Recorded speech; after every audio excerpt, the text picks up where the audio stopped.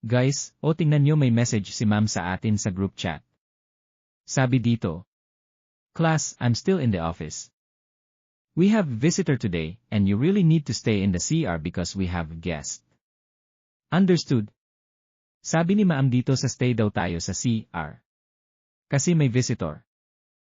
Pero bakit ba na doon tayo pupunta? Ay sige na bahala basta sumunod lang tayo.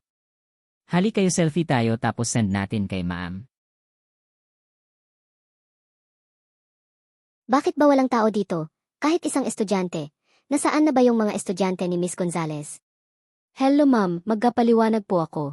Tatawagan ko lang po yung mga estudyante ko.